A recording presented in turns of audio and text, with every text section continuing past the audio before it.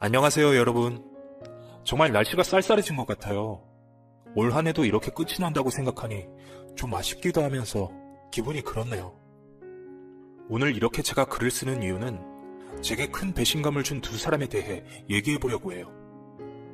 세상에 믿을 사람 하나 없다고 하더니 그토록 믿고 있던 사람들에게 떡하니 뒤통수를 얻어맞고 이제야 제정신 차린 것 같네요.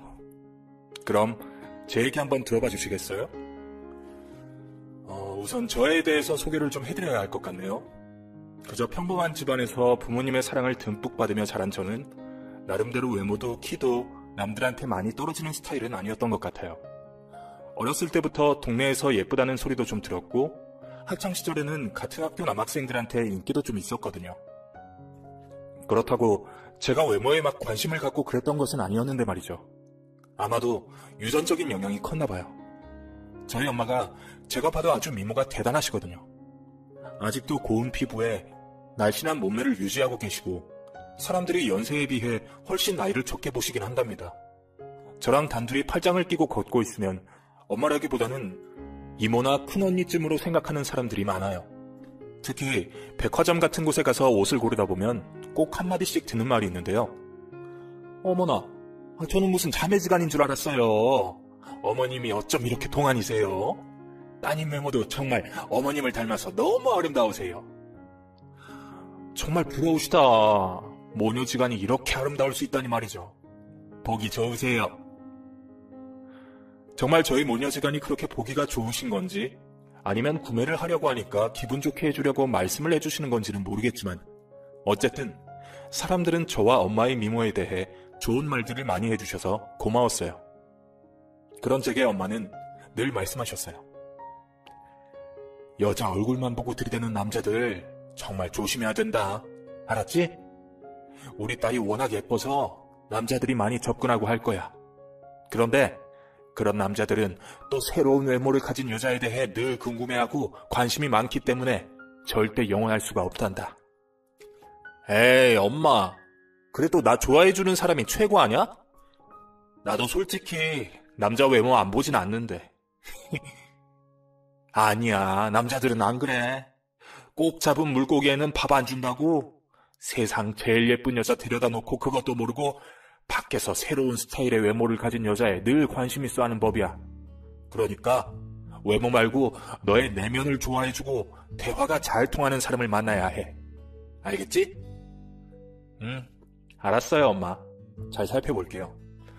그럼 나중에 남친 생기면 엄마도 한번 검사를 해줘. 어떤 남자인지. 딸이 잘 골랐는지. 알았죠?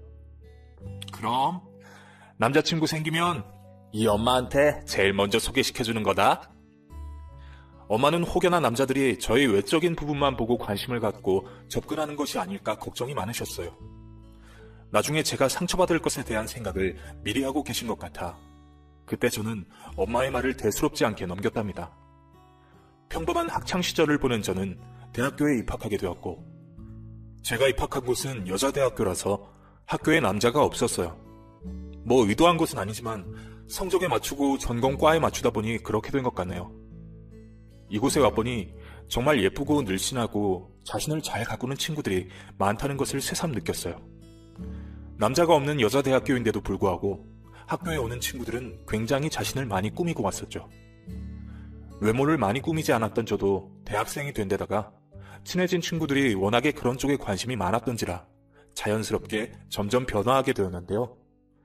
처음에는 엄청 어색했는데 시간이 갈수록 화장을 하지 않으면 뭔가가 어색한 것 같은 느낌을 받을 정도로 매일매일 자신을 가꾸는 데에 열중하기 시작했답니다. 친한 친구들과 저는 일명 미녀 삼총사라고 불릴 정도로 큰 키에 늘씬한 몸매를 자랑했고 또 자신을 잘 가꾸는 것으로 친구들이 부러워했어요.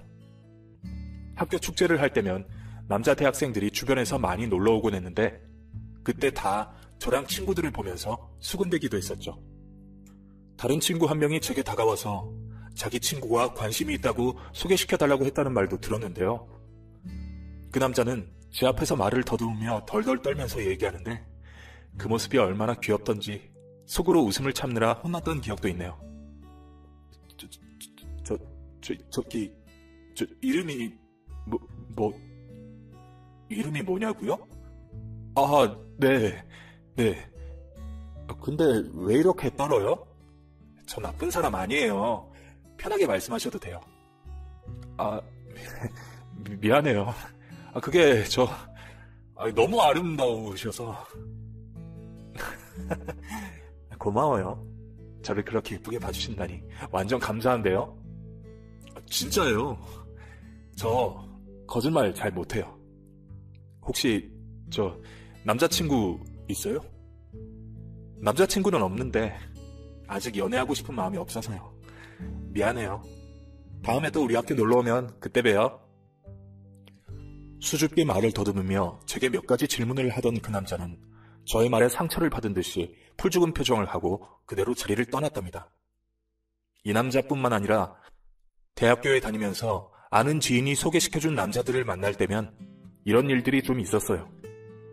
그래서 그런지 저는 점점 더 저의 외모에 자신감이 생기기 시작했어요. 특히 미녀 삼총사라고 불리우는 저와 절친 2명의 친구들은 자신감이 생긴 외모로 미팅과 소개팅에 적극적으로 참여하기 시작했고 그곳에서 각자 남자친구를 만나게 되었어요. 우리는 서로 많은 것을 공유했고 남자친구와 있었던 사소한 일 하나하나까지 모두 말하고 상담하는 그런 사이로 발전하게 되었습니다. 한 명이 남자친구와 싸우거나 하면 우리 모두 상담해주고 그 친구까지 만나서 함께 얘기해주는 사이가 되어서 무슨 일이 생기든지 너무나 든든했죠. 남자친구들은 가끔 저희에게 이런 말을 하기도 했어요. 야, 너네가 무슨 지구를 지키는 미녀 삼총사냐? 너무 무섭다, 야. 사소한 거 하나하나까지 셋이 다 같이 덤비니까 어떻게 할 수가 없네, 아주 그냥. 뭐라고? 그건 네가 잘못을 했기 때문에 그런 거지. 잘못 안 하면 우리가 왜 뭐라고 하겠니? 그래도 그렇지. 너네 셋이 한 남자친구한테 이렇게 말하니까 할 말이 없다. 우리 사이 비밀 얘기도 다 너네 셋이 공유하는 거 아니냐? 진짜 그럼 쪽팔린데. 왜? 쪽팔린 행동이라도 했나 보지? 아니, 그런 건 아니고 말이 그렇다고. 그러니까 너 조심해라. 내 친구한테 잘못하면 우리가 가만 안 둔다. 우리 미녀 삼총사니까. 알겠냐? 저희 미녀 삼총사는 남자친구가 잘못한 부분에 대해서는 힘을 합쳐 도와주었고 사소한 거 하나하나까지 모두 다 아는 아주 절친한 사이였어요. 남자친구가 생기고 헤어지면 우리는 서로에게 가장 먼저 소개시켜 주었으며 다 함께 놀러갈 정도로 가깝게 지냈답니다. 물론 학과 공부를 전혀 안 하고 놀기만 했던 것은 아니에요. 나름대로 공부도 열심히 하면서 놀 때는 또 열심히 놀고 연애도 열심히 하는 알찬 대학 생활을 보냈어요. 몇 명의 남자친구를 만나고 하는 동안 저는 저희 셋 중에 민이라는 친구에게 가끔씩 이상하다는 느낌을 받았어요. 이상하게 민이는 제 남자친구에게 자꾸 집에 태워달라거나 자기를 픽업하러 와주면 안 되느냐고 장난 섞인 말들을 많이 하더라고요. 그리고 저 몰래 제 남친에게 메시지를 보낸 적도 있었고 말이죠. 한 번은 제 남친 생일에 민이가 제 남친에게 보낸 문자 메시지를 우연히 보게 되었는데요. 그 내용은 이랬어요. 생일 축하해. 우리가 비록 친구의 여자친구, 친구의 남자친구의 관계로 만나긴 했지만 그래도 소중하게 소통하며 지냈으면 좋겠어.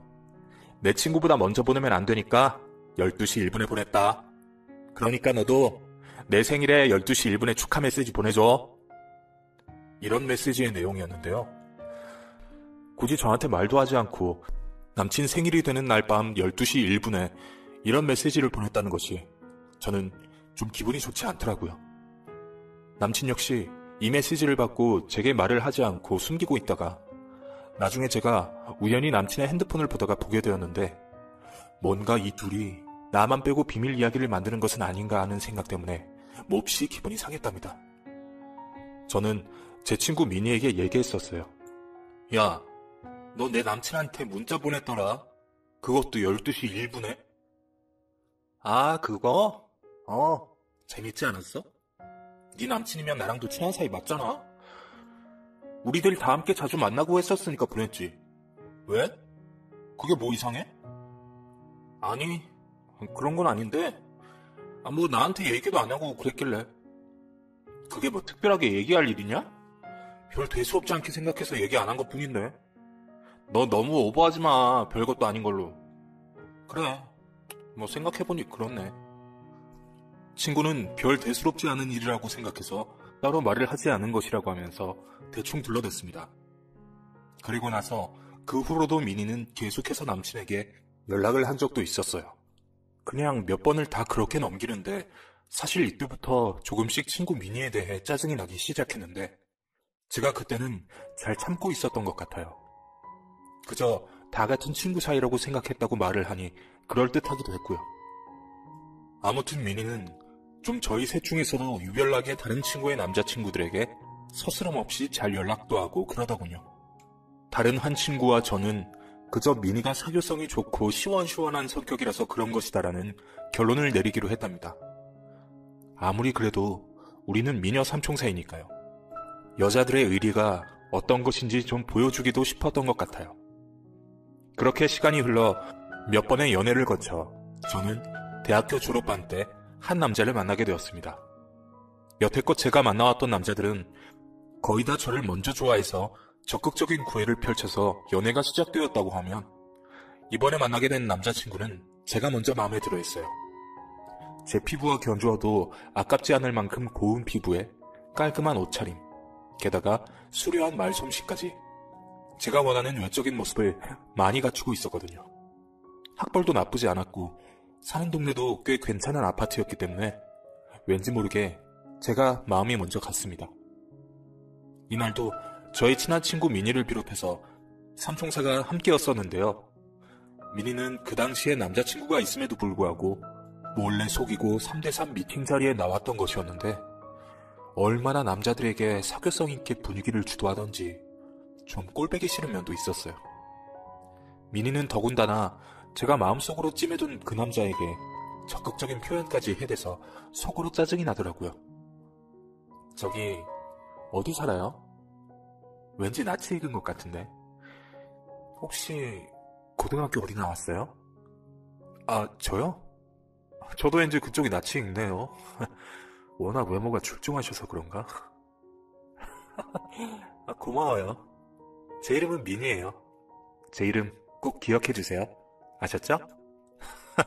네, 그럴게요. 외모만 출중하신 줄 알았는데 성격도 정말 출중하시네요. 저도 딱 좋아하는 스타일이시랍니다. 어머나, 이렇게 급고백을 하시다니. 아무튼 감사해요. 제 이름 잊지 마세요.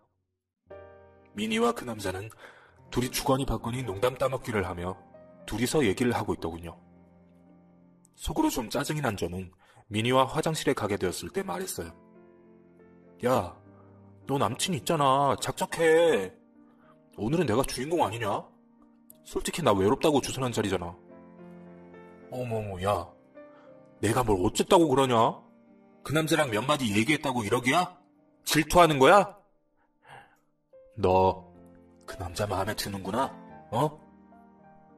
아니, 뭐 꼭 그렇다기보다는 뭐 그게 그럼 그렇다고 말을 하지.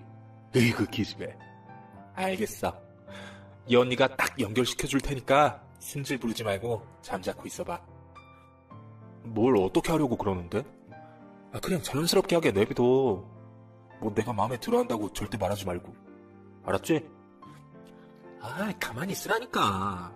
이 언니가 다 알아서 해줄게. 민희는 저의 의중을 듣고 나더니 제가 그 남자를 마음에 들어한다는 것을 알고 자신이 나서서 연결을 해주겠다며 장담을 했습니다. 그 남자의 의중도 모르고 있었는데 막무가내로 민희는 저와 그 남자를 연결해주려고 노력을 하더군요. 그럼 일단 자기가 먼저 친해져야 저를 연결해줄 수 있다고 하는데 그 남자와 일부러 다정하게 장난치고 서로 연락처를 주고받는 모습이 어찌나 꼴보기 싫었던지 정말 기가 막혔습니다. 어쨌든 민희의 노력이었는지 그 남자는 저에게 많은 관심을 갖게 되었고 저의 외모에 대해서 많은 칭찬을 했습니다. 사실 어떤 가치관을 가지고 있는지에 대한 것보다는 외모나 키, 몸매 그런 것으로 관심을 갖더라고요. 뭐 그렇지만 저도 그 남자가 마음에 들었기 때문에 저희는 자연스럽게 연인 관계로 발전하게 되었어요.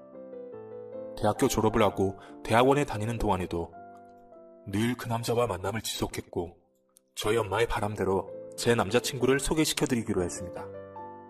늘 엄마는 남자친구가 생기면 가장 먼저 보여달라고 하셨었는데 그 전에 만났던 남자들은 별로 미래에 대한 생각을 해본 적이 없어서 그냥 넘겼었거든요.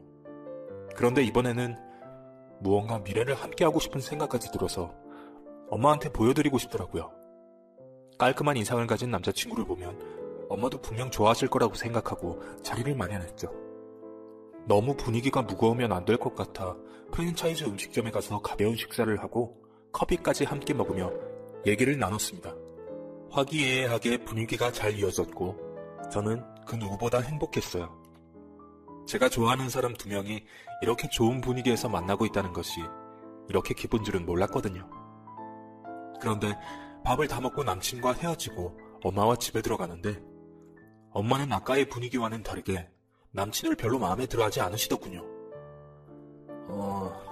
오늘 한번 만나서 완벽하게 파악하긴 힘들었지만 얘기 나눠보니 우리 딸 남자친구가 여자들 외모에 대해서 상당히 많은 비중을 차지한다고 얘기하더라.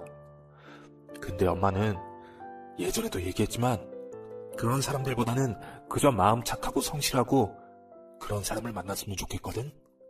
저렇게 여자의 외적인 것을 너무 중요하게 따지는 사람들은 금방 실증을 느끼기도 하더라고. 우리 딸 아직 나이도 어리니까 지금은 그저 편하게 연애만 했으면 좋겠네? 엄마, 난 근데 남친이랑 오래오래 같이 있고 싶은데. 그리고 내 남친 그렇게 여자 외모만 밝히고 그러는 사람 아니야, 엄마. 오늘 하루만 봐서 그래. 그래, 알겠어. 일단 좀 두고 보자. 알았지? 대체적으로 냉정하게 판단을 하실 줄 아는 엄마가 그런 말씀을 하셔서 조금 놀라기도 했지만 그래도 딱 한 번 보고 말씀하는 것이라서 별로 크게 신경 쓰지는 않았던 것 같아요. 그 당시에는 제 남친이 너무나 좋았으니까요. 시간이 흘러 저희는 몇 년간 만남을 지속하게 되었고 여느 연인들처럼 싸우기도 하고 잠깐의 헤어짐을 갖기도 하고 그런 시간들을 보내게 되었습니다. 연애 4년 차쯤에는 심하게 다투고 잠시 헤어져 있었던 틈이 있었는데 이 시간에 제 친구 미니가 새로운 남자를 소개팅 시켜준 적이 있었어요. 4살 위에 안정된 직장을 가진 분이었는데 그 남자와 결혼하면 여유롭게 살 수 있을 것 같다고 하면서 한번 만나보기만 하라고 어찌나 재촉하던지 거절하기가 애매해서 그냥 소개팅 자리에 나간 적이 있었습니다. 예상외로 너무 괜찮은 분이신 것 같아서 2번 정도 만나서 식사를 함께 한 적이 있었는데 그때 애매하게 잠시 헤어져 있던 남친이 연락이 와서 다시 만나게 되었었어요. 의도했던 것은 아니지만 어쨌든 양쪽에게 미안해서 얼른 소개팅했던 남자분께 죄송하다는 말씀을 드리고 정리를 했는데 훗날 이 얘기를 제 친구 미니가 남친에게 직접 했다는 사실을 알게 되었답니다. 다시 만나자고 찾아온 남친을 보니 저도 짠한 마음이 생겨 다시 만남을 이어가고 있었는데 그때도 제 친구 미니와 남친은 가끔 메시지를 주고받으며 연락을 하고 있었던 모양이더라고요. 양심의 가책을 느낀다면서 제가 다른 남자와 소개팅했던 사실을 친구 미니가 먼저 남친에게 말을 해버린 거예요. 너무 화가 난 남친이 갑자기 새벽 1시에 저를 찾아와 심한 말을 하는데 정말 너무 깜짝 놀랐답니다. 야! 너 어떻게 이럴 수가 있어? 우리가 만난 5년간의 만남이 그렇게 우스워 보였냐? 잠시 싸우고 시간을 갖자고 하더니 고작 다른 남자들이나 만나고 비교하며 다녔던 거야? 아니야, 그러지 마. 그때 우린 분명 잠시 헤어져 있었고 미니가 한 번만 만나달라고 해서 나간 것뿐인데 근데 너 그걸 어떻게 한 게 뭐가 그리 중요해, 너 정말 실망이다. 정말 실망이야. 내가 그토록 믿고 있던 네가 그런 짓을 하다니. 혹시 너 이거 미니한테 들은 거야? 그런 거야? 내가 잠시 소개팅했던 건 미안한데 이거 완전 나만 중간에서 이상한 사람 된 기분인데? 일단 진정해봐. 그건 내가 미안해. 알았지? 저는 새벽에 저를 찾아와 따지고 묻는 남친이 그 오밤중에 제 친구 미니랑 연락을 해서 그 사실을 알게 되었다는 것에 화가 났습니다. 도대체 무슨 생각으로 그렇게 말을 한 것인지 너무 궁금했어요. 화가 많이 난 남친이 집으로 돌아가고 저는 친구에게 얼른 전화를 걸었어요. 야, 너 혹시 내 남친한테 그거 말했어?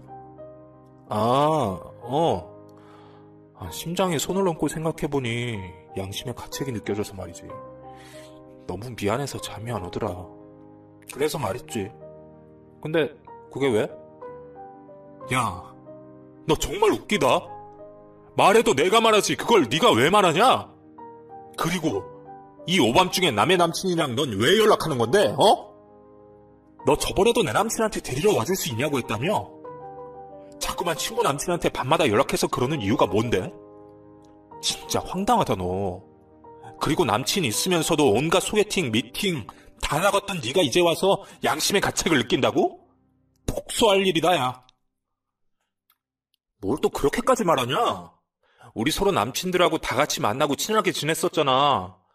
난 그냥 친구라고 생각하고 한 건데. 그게 뭐 그렇게 너한테 욕먹을 일이니? 그래, 욕먹을 일이야. 아무리 친해도 엄연히 친구의 남친인데 내가 몇 번 넘어가 주니까 당연히 그래도 되는 줄 아나 본데. 너 정말 실망이고 우리 이대로 끝이야. 연락하지 말고 지내자. 왜 그래? 야! 야! 친구에게 폭탄 선언을 한 뒤 저는 전화를 일방적으로 끊어버렸습니다. 전혀 아무렇지 않게 생각하고 행동했던 몇몇 행동들이 쌓이고 쌓여 이제는 더 이상 참지 못할 지경에 이르렀거든요. 그 일이 있고 난 후 자주 만나서 일거수일투족을 다 알고 지내던 미녀 삼총사의 사이는 균열이 생기기 시작했습니다. 저와 다른 한 명의 친구는 여전히 잘 지내고 있었지만 제가 민이랑 연락을 하지 않고 있어서 다른 친구가 중간에서 입장이 좀 난처했었어요. 그래도 저는 그때 너무 화가 나서 그렇게 하지 않으면 직성이 풀리지 않더라고요. 어쨌든 그 일이 있고 난 후 남친에게 잘못했다고 싹싹 빌었고 우리는 다시 연애를 시작했습니다. 그리고 얼마 지나지 않아 슬슬 결혼 얘기가 나왔고 양가 상견례를 통해 날짜까지 잡았어요. 저희 엄마는 남친에 대해 그렇게 좋은 인상은 아니라고 제게 말씀하셨지만 제 사랑은 이미 깊숙이 빠져 있었기에 엄마의 그런 우려는 들리지 않았습니다. 그렇게 결혼은 진행이 되었고 1년 후에 다른 친구가 결혼을 했고 맨 마지막에 민희도 결혼을 했다는 소식을 들었답니다. 저는 예전의 기억으로 민희와 연락을 하고 있지 않았지만 중간에 있던 그 친구를 통해서 민희에 대한 모든 소식을 접할 수가 있었어요. 돈도 많은 연상의 사업가와 얼마 연애도 안 하고 빠르게 결혼했다고 하던 민희는 결혼하자마자 외제차를 타고 명품백을 메고 다니며 호화로운 생활을 한다고 들었습니다. 솔직히 우리 셋 중에 민희라는 친구가 가장 남자친구도 많았고 성격도 화끈했었어요. 외모도 빼어났고요. 그래서 늘 인기가 많았고 우리는 사실 마음속에 부러움과 질투도 했었던 것 같아요.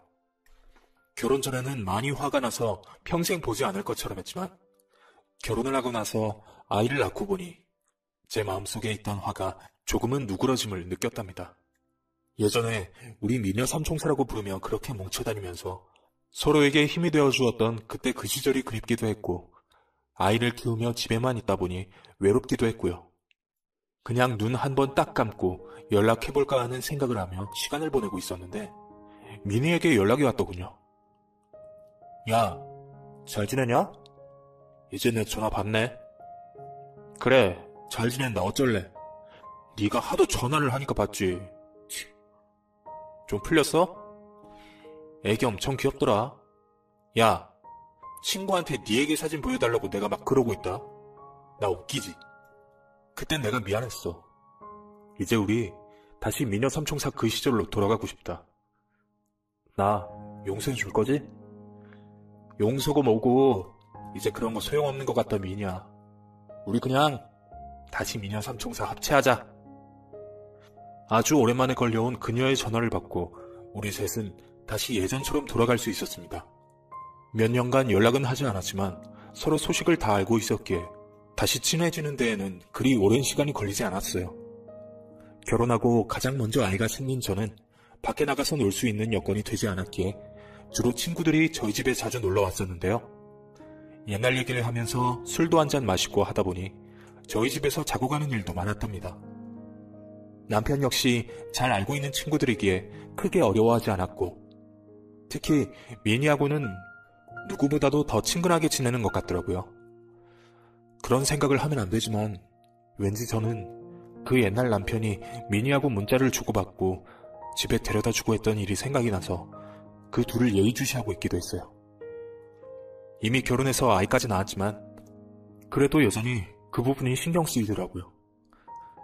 그렇게 다시 친하게 지낸 지 얼마 되지 않았을 즈음 미니는 이혼을 하게 되었다는 말을 전했어요. 어느 늦은 밤 울면서 우리 집에 불쑥 찾아와 자신이 이혼하게 되었다며 펑펑 우는데 상처받아 대성통곡하고 있는 친구를 저는 내쫓을 수가 없어서 집에서 그녀를 위로해주며 술을 한 잔 같이 마셨어요. 그날은 남편이 야근을 하고 늦게 들어오는 날이라 아이를 재워놓고 둘이 술을 마셨었는데 아이가 중간에 깨서 저를 찾는 바람에 제가 아이와 방에 들어가 저도 모르게 잠이 들었나 봐요. 깨어나 보니 새벽 4시였는데 친구 미니도 없고 저희 남편도 없었습니다. 갑자기 불길한 예감이 훅 드는 것이 기분이 이상하더라고요. 그래서 저는 얼른 남편에게 전화를 걸었지만 남편의 핸드폰이 집안에서 울리고 있다는 것을 알게 되었어요. 도대체 핸드폰까지 두고 어디를 나간 건가 했는데 한 30분쯤 뒤 남편이 조용히 들어오더군요. 아, 당신 깼어? 뭐야 자기? 전화기도 안 가지고 이 새벽에 어딜 갔다 온 거야? 아, 그게 미니씨 집에 데려다주고 왔지. 뭐? 이 새벽에? 당신 몇 시에 왔는데 지금 들어오는 거야? 어?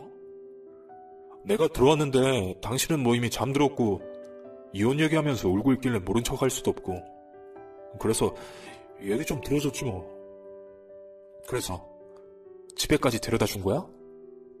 아니, 자기 엄마 보고 싶다고 그래서 친정에 가고 싶다게. 아, 그럼 택시를 불러서 보내면 되지. 미니네 친정이 지금 우리 집에서 얼마나 먼데 그 거리를 이 새벽에 갔다 왔다고? 당신 내일 출근 안 하니? 난 정말 이해가 안 된다. 또 그렇게 깊게 생각한다. 당신은 왜 미니씨 얘기만 나오면 그렇게 흥분을 하냐? 별것도 아니야. 아무도 생각도 하지 마. 그냥 술이 취한 사람 집에 데려다 준 것 뿐이라고.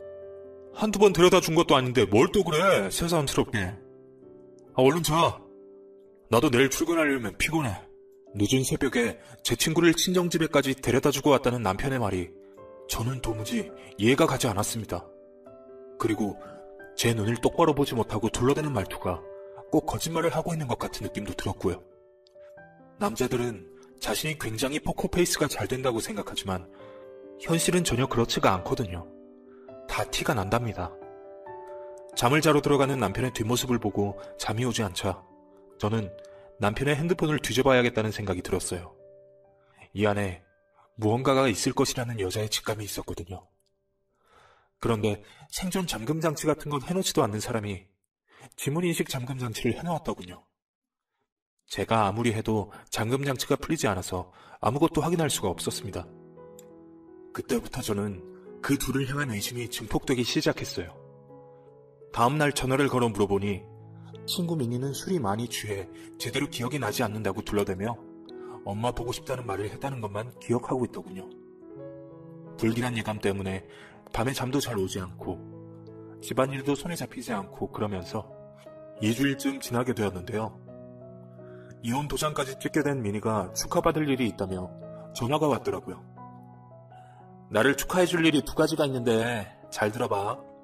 하나는 그 인간하고 완전히 깔끔하게 이혼 서류가 끝이 났다는 거고, 다른 하나는 나도 새로운 남자친구가 생겼다는 거야. 뭐? 아니, 벌써?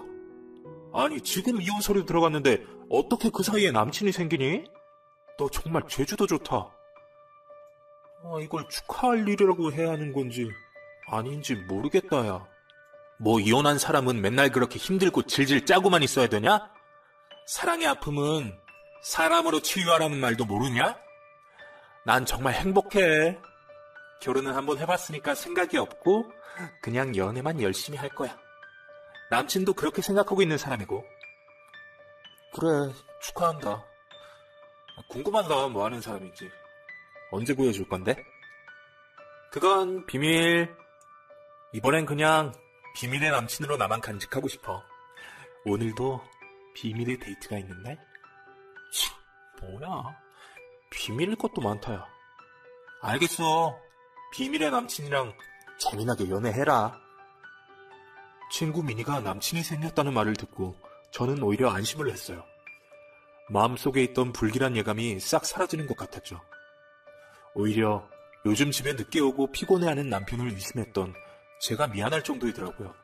마음의 짐을 덜게 된 그날, 남편과 맛있는 밥을 먹고 싶어서 일찍 오라고 말을 해서 집에서 함께 식사를 하고 있었는데 핸드폰을 보더니 급하게 회사에서 연락이 왔다며 밥을 다 먹지도 않은 채 다시 나가버리고 말았답니다.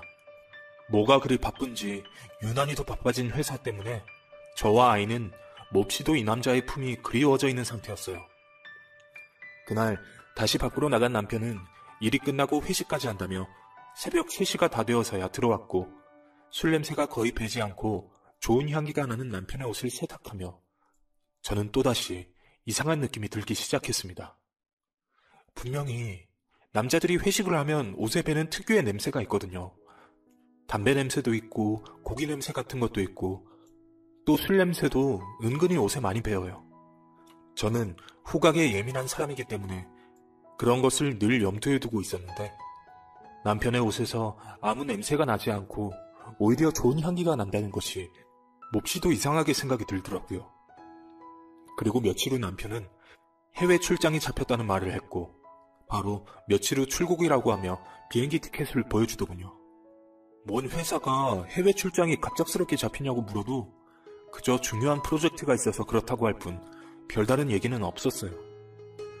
이 상황에 해외 출장까지 간다니까 마음이 싱숭생숭해서 남편을 공항까지 바래다 준다고 얘기했습니다. 그리고 출장 당일 아이가 어린이집에 간 사이 남편의 차를 몰고 공항으로 바래다 주었어요. 여느 때 같았으면 그저 공항 앞에 내려다 주고 그냥 되돌아왔겠지만 그날은 뭔가 이상한 느낌이 있었기에 차를 주차하고 공항 안까지 들어가 게이트 앞에서 함께 기다리고 있었죠. 남편은 화장실에 간다며 몇 번이나 화장실을 들락날락거렸었는데 뭐 마려운 강아지 마냥 안절부절하지 못하는 것 같았습니다. 저는 일부러 끝까지 가지 않고 기다리고 있었는데 비행기가 출발하는 시간이 되기 전에 집에 가야 아이가 어린이집에서 돌아올 시간을 맞출 수 있겠더라고요. 제가 그때는 운전도 능숙하지 못했기 때문에 시간적으로 여유가 없으면 힘들었거든요. 기다리다 저는 먼저 남편을 배웅하고 집으로 돌아갔습니다. 출장 일주일의 일정 동안 참 바쁘게 움직이고 회사 팀장님과 이사님도 내일 오실 것이라서 연락이 잘 되지 않을 수도 있다고 말을 하며 남편과 그렇게 공항에서 헤어졌어요. 다음날 아빠가 보고 싶다고 하는 아이에게 아빠 얼굴을 보여주기 위해 영상통화를 걸어도 남편은 깜깜무소식이었고 잘 도착했다는 메시지 이후에는 목소리도 듣기 힘들더군요. 팀장님과 이사님이 큰 숙소에 다 같이 머물며 회의를 하자고 말씀하셔서 영상통화도 힘들고 연락도 잘 안 된다는 문자가 왔고 저는 일단 그 말만 믿으며 며칠의 시간을 보냈습니다. 아이를 재우고 나니 혼자 할 것도 없고 심심해서 맥주 한 캔과 함께 TV 채널을 막 돌리고 있다가 해외 뉴스에 관한 소식을 전하는 채널을 보게 되었어요. 저도 한 번도 가보지 못한 나라인지라 궁금하기도 했었고요. 해변가에는 예쁜 비키니를 입은 여자들이 활보하고 있었고 분위기 좋은 커플들이 다정한 포즈를 취하며 길거리를 거닐고 있었죠. 저도 그랬던 시절이 있었는데 생각하며 부러워하고 있던 찰나 뉴스 화면 속에서 어디서 낯이 많이 익은 듯한 남녀가 출연을 하더군요. 남자가 뒤에서 아주 강하게 여자의 허리를 감싸 안고 여자는 고개를 돌려 입을 맞추고 있는 모습을 보았는데 그 순간 그 남자가 제 남편이라는 것을 알게 되었습니다. 그리고 그 앞에 있던 여자는 제 친구 민이었어요. 저는 그저 제 눈이 잘못되었을 거라는 생각에 그 짧은 찰나의 영상을 핸드폰으로 찍어 놓았고 얼른 친구에게 전송을 했어요. 그냥 제가 잠시 맥주 한 캔 먹고 착각을 한 것이라고 믿고 싶었으니까요. 그런데 그 두 남녀는 누가 보아도 제 남편과 친구였습니다. 제가 끔찍하게 상상하기도 싫었던 그 일이 지금 뉴스 화면 속에서 벌어지고 있는 것입니다. 처음에는 벌벌 떨면서 그냥 모든 세상이 멈춘 것 같은 느낌만 받았어요. 그저 그냥 멍하게 소파에 앉아 있었는데 갑자기 띵동하는 현관 벨소리에 정신이 번쩍 들었습니다. 다급하게 몇 번이나 누르는 소리에 누군가 보았더니 아까 동영상을 보냈던 미녀 삼총사 중 한 명인 친구이더군요. 저의 창백한 얼굴을 보자마자 꽉 안아주면서 제게 말을 했어요. 괜찮아? 많이 놀랐지? 너무 놀라서 나도 정신없이 달려왔어. 이 상황을 정말 어떻게 해야 하는 거니, 정말. 친구는 저를 안아주며 이것저것 얘기해 주었지만 저는 아무 말도 할 수가 없었습니다. 그저 흐르는 눈물이 주체가 되지 않을 뿐이었죠. 그냥 하염없이 뺨을 타고 흐르는 눈물이 나중에는 꺼이꺼이 하면서 통곡하는 눈물로 바뀌었고 제 울음소리에 잠에서 깬 아이가 나와서 저를 안아주었답니다. 이 한참 어린아이를 두고 어떻게 저런 파렴치한 짓을 할 수가 있는지 도저히 인간이라고 볼 수 없는 저 두 쓰레기들을 어째야 할지 생각이 많아졌어요. 몇 시간을 그렇게 한바탕 쏟아내고 나니 좀 정신이 돌아온 것 같더군요. 아까 뉴스화면 속에 나온 남편과 상간녀인 내 친구 미니, 그 두년놈의 모습을 다시 한번 보면서 부들부들 치를 떨었습니다. 그리고 저는 미처 눈치채지 못하고 있었는데 미니의 메시지 프로필 사진에 올라온 다정한 남녀의 손이 마치 저희 남편 손 같다면서 친구가 내미는 휴대폰을 들여다보니 정말 손가락 세 번째와 네 번째 사이에 있는 점까지 그대로 판박이더군요. 그토록 미니가 남친과 비밀 연애를 한다고 했던 것이 바로 이런 이유였다는 생각이 드니 배신감이 차오르다 못해 심장과 머리가 터져버릴 것 같았습니다. 이대로 가만히 집에서 그 두 년 놈을 기다리고 있자니 도저히 안 될 것 같아 사단을 내려가기로 마음먹었습니다. 친구 역시 이 일을 위해서 저와 같이 동행해준다는 말을 했고 바로 급하게 비행기표를 예약했어요. 아이를 친정에 맡기고 저는 먼저 이 두 년 놈들의 민낯을 만천하에 공개하기 위해 시댁 식구들과 미니의 회사 친구 번호를 알아내어 동영상을 전송했습니다. 그 이후부터 전화기를 꺼두고 그 두 년 놈을 만나러 친구와 달려갔죠. 제가 이성을 잃을 것을 대비해 친구에게 꼭 그 두 년 놈들의 동영상을 모두 찍어달라고 부탁을 했고 저희는 마침내 비행기를 타고 그곳으로 날아가서 그 두 년 놈들의 숙소에 들이닥쳐 민낯을 모두 다 촬영해버렸습니다. 저희의 얼굴을 보면서 화들짝 놀라 기겁을 하던 그 쓰레기 같은 얼굴과 몸뚱이들이 가관도 아니더군요. 더 이상 길게 얘기하면 저의 혈압이 너무 높아져 건강이 막 나빠질 것만 같은 생각이 들어 그날 현장에 있던 일은 그만 말해야 될 것 같아요.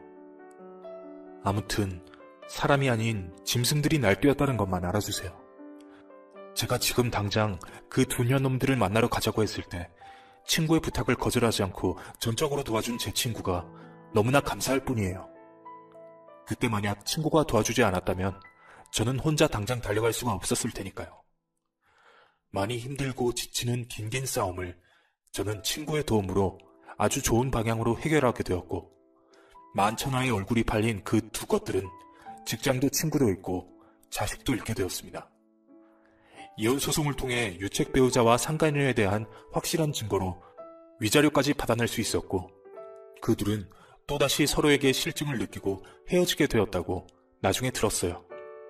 제게 뉴스에 나온 영상을 유포했다는 증거로 명예훼손이 어쩌고 저쩌고 소송을 건다고 했는데 그게 어디 제가 찍은 건가요? 뉴스가 찍었죠. 뉴스에 나온 화면을 제가 찍은 것이잖아요. 해외에 가서 그런 짓을 한다면 누가 모른답니까?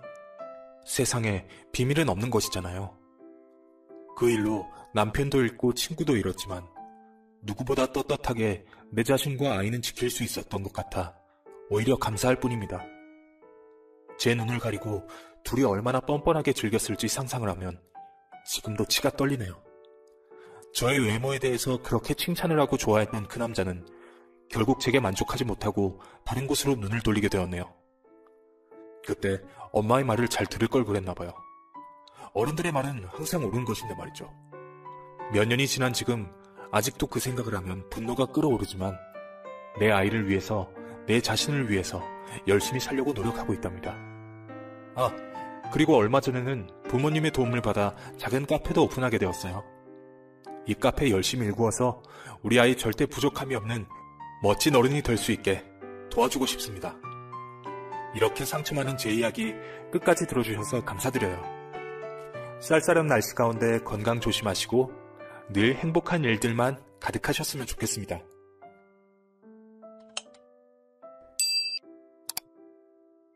안녕하세요. 오늘도 하루하루 감사하게 생각하며 살고 있는 44살 아줌마입니다. 남편은 47살이며 10살 아들과 이쁜 9살 딸이 있습니다. 여기에 있는 사연들을 들어보니 정말 세상에 이런 일도 있구나 생각하면서 제 이야기도 한번 꺼내볼까 생각했지만 생각보다 용기가 나지 않아 망설이다. 저희가 사는 이야기도 나눠볼까 해서 이렇게 사연 신청합니다. 때는 겨울이었습니다. 저희 가족은 여행을 많이 좋아합니다. 누구나 여행은 좋아하죠. 하지만 저희 가족의 여행은 좀 특별합니다. 다른 분들께서 웬만해서 겪어보지 못한 체험을 하면서 여행을 즐기는데요. 그냥 관광이 아니라 무언가 교훈을 얻거나 아니면 생존 능력을 높이거나 습득형 여행을 다닙니다. 이렇게 말하면 조금 어렵나요? 쉽게 말하면 무인도에서 생활을 하거나 최소의 장비로 그 상황에 맞게 생존합니다. 어렸을 때부터 이런 식으로 다니다 보니 자연스럽게 우리 아들도 곧잘 따라하며 눈으로 봐와서 그런지 그 상황에 맞게 필요한 걸 알아서 척척 구해옵니다. 저희 가족은 이런 생활이 아이한테 많은 교육이 될 것 같아 뿌듯해하면서 저희만의 행복을 찾았습니다. 그렇게 시간이 여유가 된다면 꼭 특별한 곳을 선정해서 움직입니다. 겨울이다 보니까 아들은 친정 엄마 집에 놀러 가고 싶다는 말에 남편이 데려다 줬고 저희는 어느 때와 마찬가지로 금요일 저녁에 다음날 출발할 물품을 정리를 했고 아침 일찍 나섰습니다. 목적지는 사람이 다니지 않는 한적하고 깊은 곳이었습니다. 겨울이다 보니까 아무래도 날이 따뜻할 때와는 다르게 이것저것 준비해야 할 것도 훨씬 많았습니다. 그렇게 철저하게 준비해서 산속 깊은 곳에 도착을 했고 자리를 만들고 해가 짧아지기 전에 모든 걸 준비를 마쳤습니다. 남편이 이런 쪽에는 상당한 지식이 많기 때문에 그동안 위험했다거나 문제가 생긴 적은 한 번도 없었습니다. 그런데 날이 생각보다 좋지 않았고 산속 깊은 곳이라 눈이 오기 시작해서 그런지 남편은 약간 걱정을 하기 시작했습니다. 그리고 너무 위험할 것 같으면 철수하자고 말했고 점점 눈이 많이 내리기 시작하면서 이대로는 안 되겠다며 철수 결정을 내렸습니다. 힘들게 올라와서 준비했지만 남편의 냉정한 판단에 빠르게 철수해서 집으로 복귀하려고 했습니다. 그런데 생각보다 많은 양의 눈이 내리기 시작했고 그 전에 쌓여있던 눈 때문인지 움직이는데 많은 불편함이 있었습니다. 아이젠을 착용했지만 미끄러지기 일쑤였고 점점 어두워짐과 동시에 저희 체력 또한 급격하게 떨어졌습니다. 생각보다 내려오는데 많은 시간이 걸리기 시작했습니다. 그렇다고 급하게 내려가게 되면 부상의 위험이 있기 때문에 남편과 호흡을 맞추며 그동안의 노하우와 지리 탐색으로 최대한 체력을 덜 쓰는 방향으로 움직였습니다. 그렇게 거의 다 내려올 때쯤 무언가의 소리를 들었고 저와 남편은 되돌아왔던 곳을 동시에 바라봤습니다. 여보, 지금 무슨 소리 못 들었어? 누군가 소리친 것 같았는데? 나도 들었어. 위에서 내려오지 못한 사람이 있는 건가? 이 날씨에 우리 같은 사람이 또 있겠어? 잘못 들었을 수도 있으니까 마저 가던 게 가자. 앞으로 1시간만 더 내려가면 도착하겠다. 그런데 진짜 만약에 저기 위에 사람이 있으면 어쩌지? 그럼 죽을 수도 있는 거잖아. 그렇다고 우리가 올라갔다가 더 위험해질 수도 있는 상황이야. 정확하게 듣지 않았고 그리고 구조 신청을 했겠지. 그렇게 남편은 잘못 들은 것 같다며 신경 쓰지 말라고 했습니다. 하지만 내려가면서도 제 느낌은 불안했고 계속해서 뒤를 돌아보게 되었습니다. 아마 눈이 내리고 있기 때문에 아무리 소리를 질러도 목소리가 묻힐 걸 알고 있었고 구조대가 와도 많이 쌓이게 된 눈 때문에 수색이 어려울지 몰라 남편에게 다시 물어봤습니다. 근데 있잖아, 만약에 위에 사람이 있으면 우리가 올라가서 구할 수도 있지 않을까? 그러다 우리까지 죽을 수도 있는 거야. 그리고 지금 확실하게 들은 것도 아니었잖아. 만약에 올라갔는데 아무도 없으면 그땐 우리가 위험에 처하게 되는 상황이 오는 거야. 나는 우리가 위험에 처해지면서까지 무리하게 행동하고 싶지 않아. 정 불안하면 구급대에 전화해서 한번 물어보던지. 그럼 신고 내역이 있을 수도 있잖아. 그렇게 남편은 확실하지 않기 때문에 그냥 내려가자면서 재촉했습니다. 하지만 제 발은 계속해서 떨어지지 않았습니다. 그래서 내려가면서 구급대에 전화를 했고 사고 접수건은 확인되지 않았습니다. 남편에게 이 말을 전하면서 잘못 들은 것 같다며 다시 내려가고 있는데 갑자기 한 번 더 작은 외침이 들렸고 다시 한번 저와 남편이 동시에 뒤를 돌아봤습니다. 제 등에서 올라오는 소름과 닭살에 머리털이 섰으며 남편 또한 눈이 커지면서 바로 저한테 핸드폰을 달라고 하면서 구급대에 전화를 하기 시작했습니다. 그리고 현재의 상황을 알렸고 많은 눈 때문에 어려움이 있다면서 출발한다는 말과 동시에 저희는 어떻게 해야 할지 의논을 했습니다. 남편은 냉정하게 구급대에 신고를 했으니 지금 상황에 우리는 내려가는 게 좋겠다고 말했고 저는 목소리가 울린 방향을 저희만 알고 있으니 구급대가 올 때까지 여기에 대기하는 게 좋을 것 같다고 말했습니다. 이 말이 끝남과 동시에 남편은 저에게 화를 냈고 제가 위험에 처하게 되는 건 볼 수 없다며 제 손을 잡고 내려가려고 했습니다. 그렇게 둘이서 시간이 없는데 의견 충돌로 언성이 높아지고 결국에는 제 의견에 따르기로 했습니다. 그렇게 저희도 목소리가 들린 방향으로 소리쳤습니다. 하지만 그때 이후로 아무런 목소리를 듣지 못했습니다. 남편은 지금 올라가서 찾을 수 있는 확률이 없다며 내려가는 게 좋을 것 같다고 했지만 얇게 들린 목소리를 잊을 수 없어서 제 발은 떨어지지 않았습니다. 그때 마침 전화벨이 울렸고 구급대의 전화였습니다. 폭설로 인해서 진입이 어렵다는 말을 듣게 되었네요. 저희 또한 오고 갈 수 없는 상황까지 되었고 남편은 안 되겠다며 일단 텐트를 쳐야겠다면서 급하게 자리를 만들었습니다. 그렇게 날이 더 심해지고 있는 상태에서 서로 발빠르게 움직였고 기분이 별로 좋지 않은 남편의 표정과 행동에 미안해지기 시작했습니다. 남편 말을 들었더라면 벌써 내려가서 집에 가고 있었겠지만 남편과 동시에 한 번도 아닌 2번 들린 목소리였기 때문에 어쩔 수 없었습니다. 그렇게 조용하게 텐트 안에서 추위를 피해 있는데 밖에서는 강풍과 함께 세찬 눈바람이 몰아쳤고 저와 남편은 숨죽이며 조용히 서로를 기대고 있었습니다. 차를 찍고 들어오는 차가운 냉기에 서로를 의지하며 가까스로 버티고 있었는데 갑자기 조용해진 바람과 함께 눈이 그쳤습니다.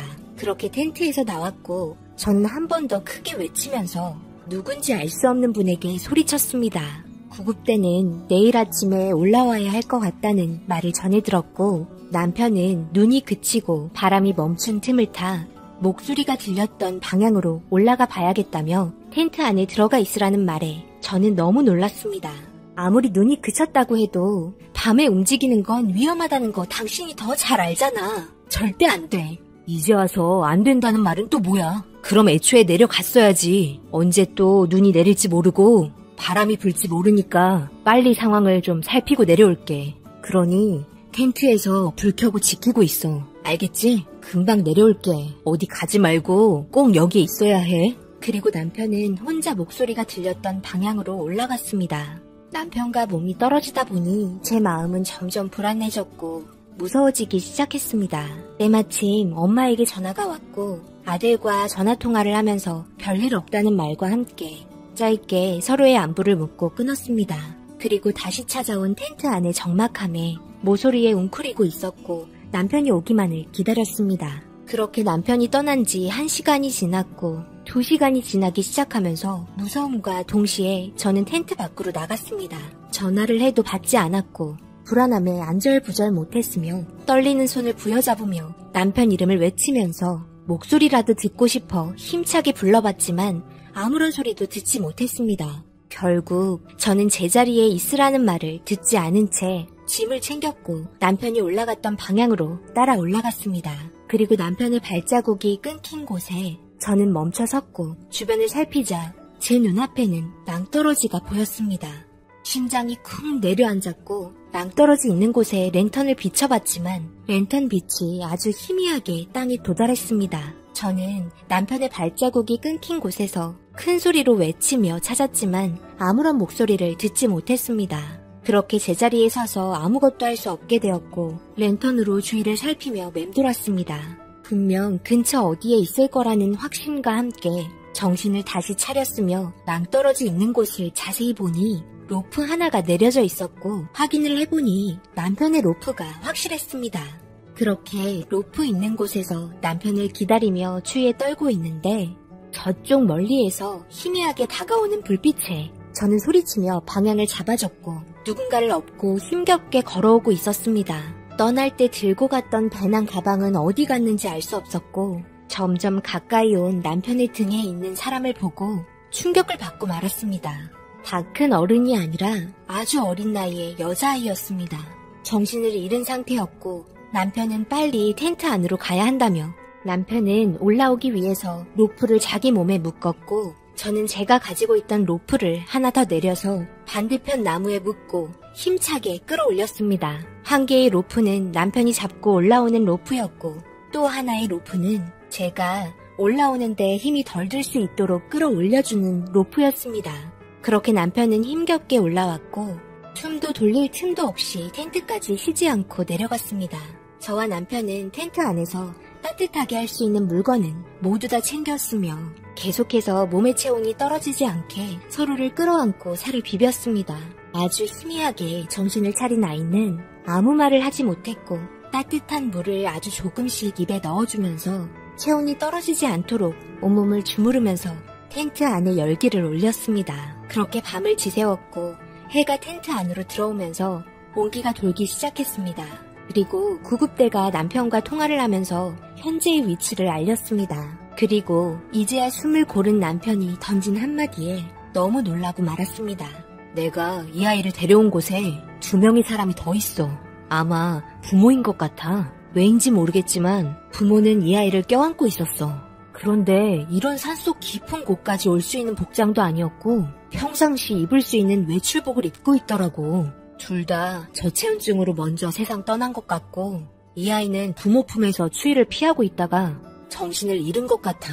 아마 우리가 들었던 목소리는 이 아이가 외친 것 같아. 그래서 미세하게 들렸던 거고 잘 들을 수 없었던 거야. 진짜 조금이라도 늦었다면 아마 이 아이도 무사하지 못했을 거야. 지금도 몸이 완전 회복을 하지 못했는지 정신을 못 차리고 있네. 이따가 구급대 오면 병원에 같이 가 있어. 나는 현장에 가서 이 아이 부모 있는 곳을 알려줘야 하니까. 그렇게 남편은 충격적인 말을 저에게 전해줬고 2시간 정도가 지나자 구급대가 저희가 있는 위치에 와서 저와 아이를 부축해줬고 남편은 다른 일원과 함께 아이 부모가 있는 곳으로 향했습니다. 저에게 걱정 말라며 금방 뒤따라 가겠다는 말과 함께 저를 안심시켜줬습니다.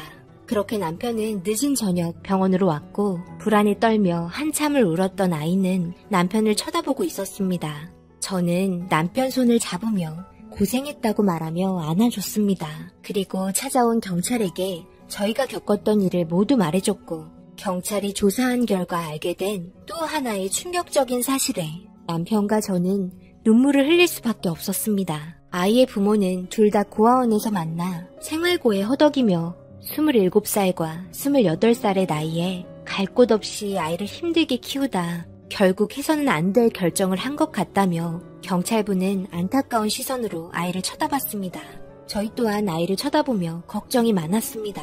이 아이는 결국 혼자가 되었고 다시 고아가 되어야 하는 입장이었습니다. 아무리 힘들어도 이런 결정을 내린 부모들이 원망스러웠고 가슴이 아팠습니다. 금세 기력을 찾은 아이는 배가 고프다며 칭얼대기 시작했고 때마침 병원밥이 나와서 아이를 조심스럽게 일으켜서 밥을 먹였습니다. 얼마나 배가 많이 고팠으면 씹지도 않고 목으로 넘겼고 깨끗이 비운 밥그릇이 내심 아쉬웠는지 숟가락을 빨며 더 먹고 싶다는 눈빛을 저에게 보냈습니다. 그러다 따뜻한 병원의 온기에 밥도 먹어서 그런지 금세 다시 잠이 들었고 저는 남편을 불러 이 상황을 어떻게 처리해야 할지 물었습니다. 남편과 저의 마음은 서로 똑같았으나 말을 꺼내지 못했습니다. 쉽지 않은 결정이었고 한 아이의 인생을 책임져야 하기 때문에 더욱더 말 한마디 한마디를 조심했습니다. 그렇게 저와 남편은 한참을 묵묵히 땅만 쳐다봤고 결국 제가 먼저 남편에게 말했습니다. 이런 상황 정말 흔치 않은 상황이고 저 아이와 우리가 인연이라면 함께하는 게 좋지 않을까? 그게 잘된 선택이던 잘못된 선택이던 간에 우리가 저 아이를 발견했고 우리가 구해줬으니 어느 정도 책임도 있지 않을까? 나도 당신과 같은 생각을 안 한 건 아니야. 처음 이 아이를 발견한 순간부터 우리는 인연이었으니까. 하지만 한 아이의 인생을 책임져야 하는 만큼 정말 신중히 선택을 해야 할 것 같아. 나는 당신의 의견을 따르도록 할게.